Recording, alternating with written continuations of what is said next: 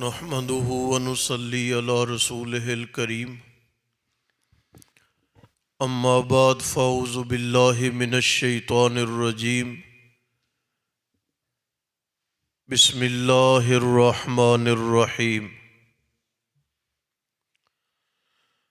آج کے درس قرآن حکیم میں نے یہ ذکر کرنا ہے کہ نبی مکرم صلی اللہ تعالی علیہ وسلم نے مدینہ طیبہ میں ہجرت کے بعد اسلام کی بقا اور اسلام کے تحفظ کے لیے بے شمار جنگیں لڑیں۔ کچھ وہ ہیں جس میں نبی پاک علیہ السلام خود شریک ہوئے، کچھ جنگیں وہ ہیں جہاں پہ نبی پاک علیہ السلام نے اپنے صحابہ کو روانہ فرمایا۔ آپ یہ بات سمجھیں کہ جہاد کے متعلق نبی مکرم صلی اللہ علیہ وسلم کا فرمان ہے کہ اللہ تعالیٰ کے راستے میں ایک دن اور ایک رات کا لگانا، کسی نے دن صرف کیا یا کسی نے اللہ کی راہ میں ایک رات لگا دی، اس دن کا وزن یا اس رات کا وزن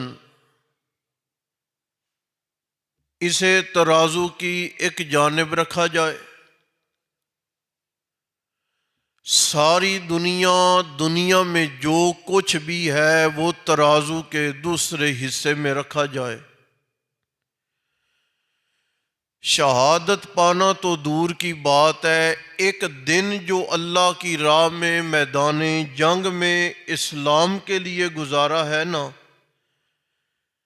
ساری دنیا اکٹھی ہو کر بھی اس دن کی عظمت کا مقابلہ نہیں کر سکتی۔ شہادت پا جانا، اس کے تو کیا کہنے۔ آپ نے فرمایا کہ اللہ کی راہ میں جان دینے والا، اس کے خون کا قطرہ زمین پر بعد میں گرتا ہے۔ اب دیکھیں، تیر لگا ہے، تلوار لگی ہے، خون زمین پر گرتے کتنا وقت لگے گا؟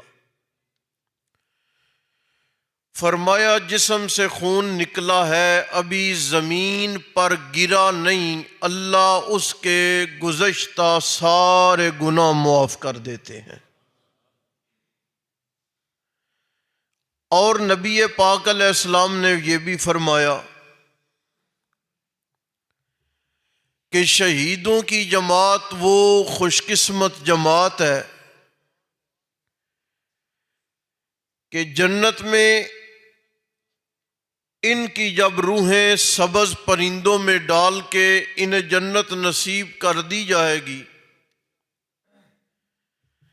اللہ ان سے خود سوال کریں گے،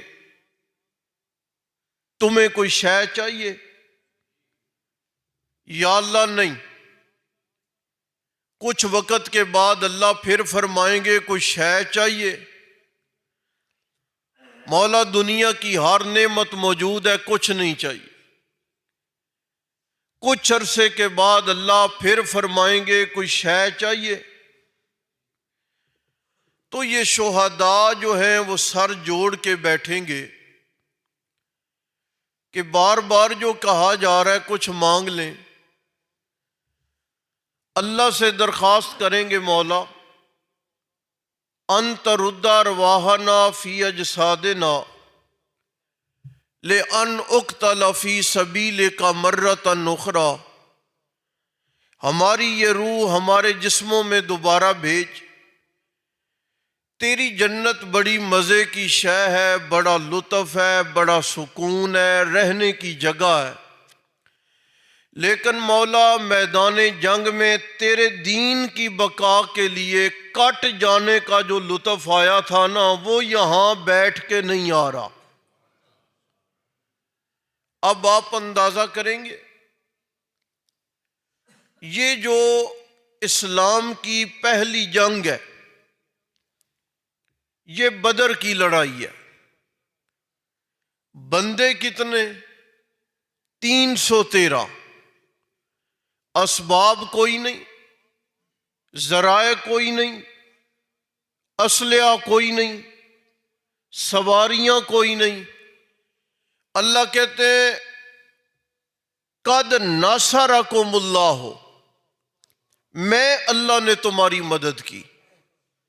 اللہ نے بتایا کہ تم جب میرے دین کی بقا کے لیے، تحفظ کے لیے میدان میں کھڑے ہو جاؤ گے، تمہارے پاس دنیاوی ذرائع کوئی نہیں، اسباب کوئی نہیں، تم دل سے میرے دین کے لیے کھڑے ہو گئے نا، تو دنیا میں کوئی سبب نہ بھی ہوا، میں اللہ تمہاری تائید کے لیے فرشتوں کو اتار دوں گا، میں تمہیں اکیلا نہیں چھوڑوں گا۔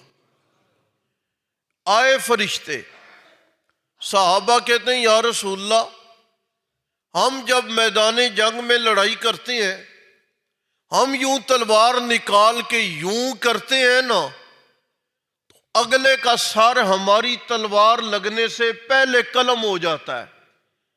عجیب نہیں ہے؟ ہماری تلوار لگی نہیں، ہم نے ابھی بندہ مارا نہیں۔ جملہ سنیں آپ، ہم نے ابھی بندہ نہیں مارا، ہم نے بندے کو جہنم واصل نہیں کیا، ہماری تلوار اٹھی ہے، آگے لگی نہیں، بندہ پہلے گر گیا۔ نبی پاک علیہ السلام نے فرمایا، میں اسے اپنے لفظوں میں دہرانے لگا ہوں، میرے یارو، وہ جو سر پہلے گر جاتا ہے نا، وہ فرشتوں کی جماعت آئی ہوئی ہے، وہ سر قلم کر دیتی ہے۔ میرے یارو، بندہ وہ مار کے چلے جاتے ہیں، جہاد کا اجر تمہارے نامہ اعمال میں لکھا جاتا ہے۔ بدر ایک بڑی اہم ترین جنگ ہے۔ اس کے واقعات میں پڑھیں گے تو یہ ایک بڑا طویل قصہ ہے، اس کی کئی شاخیں ہیں۔ نبی پاک علیہ السلام نے وہاں پہ کس طریقے سے یہ جنگ لڑی ہے۔ 70 آدمی قتل ہوئے ہیں، 70 آدمیوں کو قید کیا گیا، اور پھر دیکھیں قید کرنے کے بعد ان قیدیوں کو مارا نہیں گیا، بلکہ فدیہ لے کے، جرمانہ لے کے ان کو آزاد کر دیا گیا۔ ان میں جو پڑھے لکھے لوگ تھے انہیں کہا گیا کہ تم ہمارے بچوں کو تعلیم دے دو، لکھنا پڑھنا سکھا دو، ہم مقابلے میں تمہیں بغیر پیسے کی آزادی دے دیں گے۔ یہ پڑھنے کی بڑی اہمیت ہے، لکھنے کی بڑی اہمیت ہے۔ آپ یہاں دیکھیں، کوئی 8ویں میں بگوڑا ہے، کوئی 9ویں میں، کوئی 10ویں میں، کسی نے 10 کر لی ہیں تو کہتا ہے میں نے مارکا مار لیا ہے۔ تعلیم سے ہم لوگ کنارہ کش ہو گئے۔ آپ میری آخری بات کو سنیں اور سمجھیں۔ تعلیم کے میدان میں ہم مسلمانوں نے جتنی شکست کھائی ہے، اور ہم مسلمان تعلیم کے میدان میں جتنے پیچھے رہ گئے ہیں، اور ہم مسلمانوں نے جتنا تعلیمی میدان میں نقصان کیا ہے، جدید ٹیکنالوجی، اس کو بنانے والے غیر مسلم رہ گئے۔ طب کے معاملے میں کنٹرول غیر مسلموں کا رہ گیا۔ آپ کبھی اندازہ کریں، آپ پڑھے لکھے لوگ ہیں، میری بات کو سنیں اور سمجھیں۔ پیدا ہونے والے بچے کو ملنے والا جو بازاری دودھ ہے نا، اگر کل کے دن اس کو یہودی بند کر دے نا تو مسلمانوں کے پاس وقتی طور پہ متبادل حل کوئی نہیں ہے۔ اگر وہ دودھ بچوں کا بند کر دیا جائے، مسلمانوں کے پاس متبادل کوئی حل نہیں ہے کہ وہ بچہ جو ماں کا دودھ نہیں پی رہا، 1 دن کا ہے، 2 دن کا ہے، ہم نے اسے دودھ کہاں سے اور کس ذریعے سے مہیا کرنا ہے؟ ہم اس کی بنیاد کیا ہے؟ اس کی بنیاد ہے تعلیم کی کمی۔ آج مسلمانوں کا آئے دن قتل، مسلمانوں کا آئے دن مارے جانا، اس کی بنیاد کیا ہے؟ اس کی بنیاد ہے ہم نے موبائل جیبوں میں ڈال لیے، ہم نے گانے سنے، ہم نے گلے کیے، ہم نے فحش باتوں پہ توجہ دی، جہاد کے تمام تر جذبات وہ ہم سے مٹا کے رکھ دیے گئے۔ جہاد کو ہم سنتے بھی نہیں، جہاد ہمارے نصاب میں شامل نہیں ہے، ہماری کتابوں سے نکال دیا گیا ہے۔ قرآن کے ایسے مضامین جو نوجوانوں کو توانا رکھتے تھے، جو نوجوانوں کو جرت مند رکھتے تھے، ان تمام تر مضامین کو ہماری اسلامی کتابوں سے بھی نکال دیا گیا ہے۔ اب ہم جہاد سے اور جذبہ جہاد سے یکسر خالی ہو کے رہ گئے۔ آپ یہ جملہ سن لیجئے، عام لوگ یہ کہتے ہیں یہ جہاد کیا ہے؟ لڑائی ہے، قتل و غارت ہے، ایک دوسرے کو مارنا اور مرنا ہے، کیا ضرورت ہے اس کی؟ یہ جہاد غیر مسلم بھی اعتراض کرتے ہیں۔ دیکھو جی، مسلمانوں نے لڑائی کو عبادت سمجھا ہوا ہے، مسلمان تلوار کے زور پہ دین پھیلانا چاہتے ہیں۔ یاد رکھیے، ہم تلوار کے زور پہ دین نہیں پھیلانا چاہتے، بلکہ تلوار کے زور پہ اپنے دین کی حفاظت کرنا چاہتے ہیں، پھیلا نہیں رہے۔ اسلام پھیلا ہے اخلاق سے، اسلام پھیلا ہے بہترین زبان سے، اسلام پھیلا ہے بہترین کردار سے۔ مسلمان تاجروں کا رویہ تھا۔ ایک تاجر نے دکان کھولی ہے، صبح سے لے کے ایک بڑے وقت تک خریدار اس کی دکان پہ آتے رہے ہیں۔ جب اس نے اپنے دن کی کمائی پوری کر لی، خریدار آیا، اس نے کہا مجھے فلاں چیز چاہیے، دکاندار نے کہا سامنے والی دکان سے لے لو۔ حوصلہ سنیں ذرا مسلمانوں کا، یہ میں علماء کی بات نہیں کر رہا، میں ایک دور کے تاجروں کی بات کر رہا ہوں۔ سامنے والی دکان سے لے لو۔ خریدار نے کہا آپ کے پاس نہیں ہے؟ کہنے لگا ہے۔ آپ بیچنے نہیں بیٹھے؟ کہتا ہے بیچنے بیٹھا ہوں۔ پھر دیتے کیوں نہیں ہو؟ اس نے کہا بات یہ ہے، میری جتنی بکری ہوتی ہے وہ صبح سے لے کے اب تک ہو چکی ہے، اور یہ جو میرا مسلمان سامنے والا بھائی ہے، اس کے پاس آج خریدار بڑے تھوڑے گئے ہیں، اب میں اس لیے دکان کھول کے بیٹھا ہوں کہ اپنی دکان پہ آنے والوں کو اپنے اس بھائی کی دکان پہ بھیجوں تاکہ اس کی بھی آج کی کمائی پوری ہو جائے، اسے نقصان نہ پہنچے۔ یہ اخلاق تھے مسلمان تاجروں کے، جنہوں نے اسلام کو فوقیت دی ہے۔ یہ تلوار سے نہیں پھیلا۔ تلوار کیوں آئی ہے؟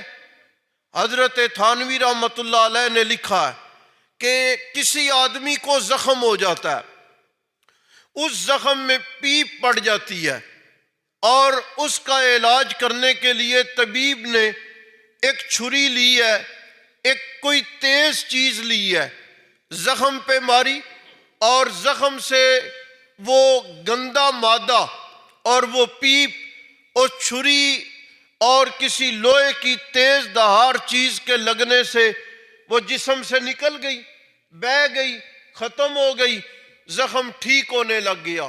یہ جب اسلام میں یہ کافر، منافق اور اسلام کے دشمن گڑبڑ کرنے کی کوشش کرتے ہیں اور گندا مادہ ڈالنے کی کوشش کرتے ہیں، یہ تلوار اس گندے مادے کو نکالنے کا کام دیتی ہے۔